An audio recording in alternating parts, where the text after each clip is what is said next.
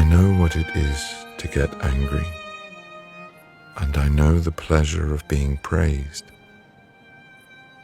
I am often on the verge of tears or laughter. But beneath all these emotions, what else is there?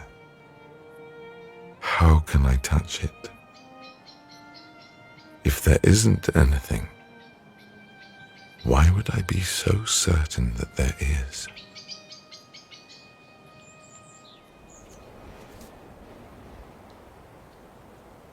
When icy winter comes, it is unforgiving to all things young, tender, and insecure. One must grow beyond youthful uncertainty to survive. Maturity and determination are necessary.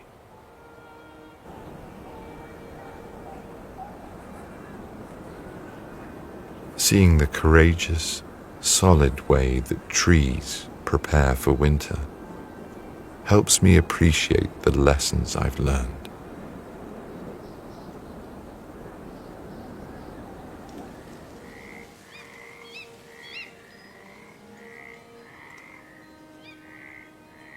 At first, it seemed like a passing cloud. But after several hours, I began to feel my body turning to smoke and floating away. I became a faint wisp of a cloud. I had always thought of myself as a solid entity. And suddenly I saw that I am not solid at all.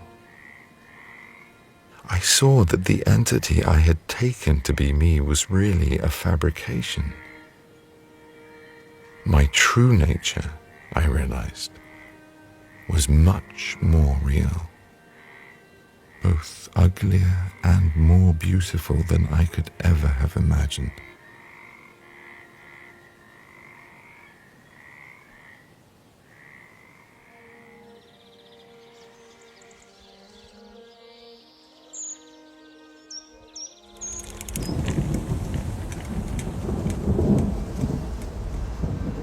Friends want you to appear in the familiar form they know, but that is impossible. How could we continue to live if we were changeless? To live, we must die every instant. We must perish again and again in the storms that make life possible.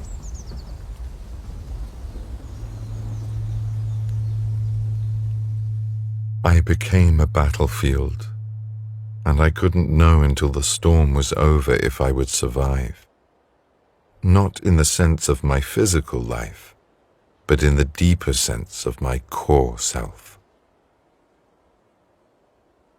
I experienced destruction upon destruction and felt a tremendous longing for the presence of those I love. Even though I knew that if they were present, I would have to chase them away or run away myself.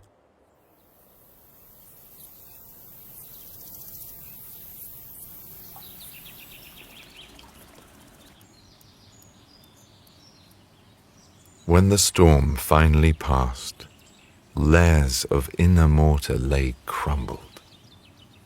On the now deserted battlefield, a few sunbeams peeked through the horizon, too weak to offer any warmth to my weary soul.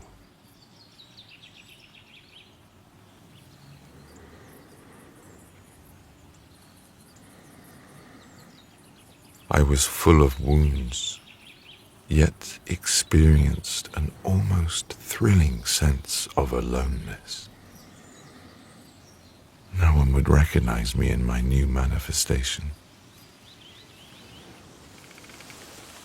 No one close to me would know it was I.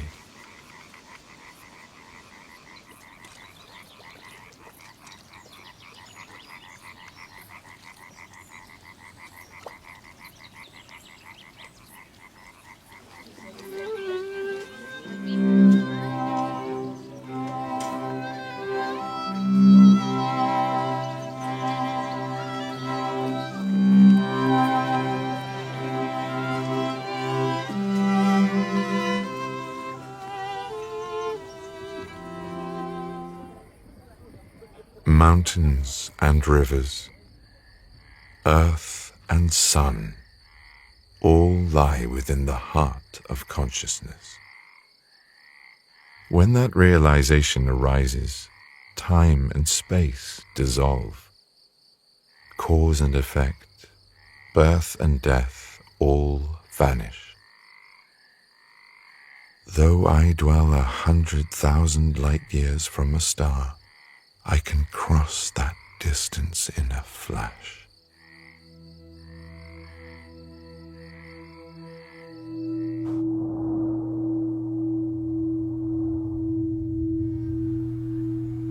I knew early on that finding truth is not the same as finding happiness.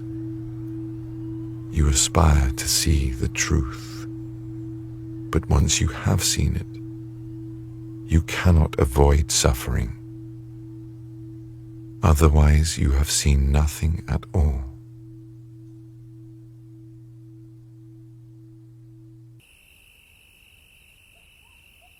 At that moment, I felt perfectly at peace. Not one sad or anxious thought entered my mind. Ideas of past, present, and future dissolved, and I was standing at the luminous threshold of a reality that transcends time, space, and action.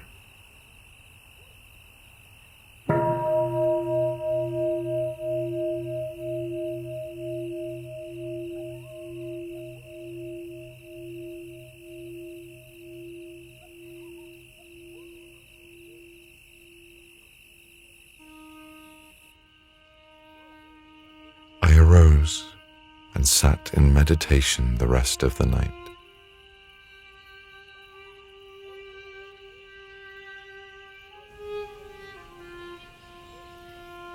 All that remained was a deeply rooted peace.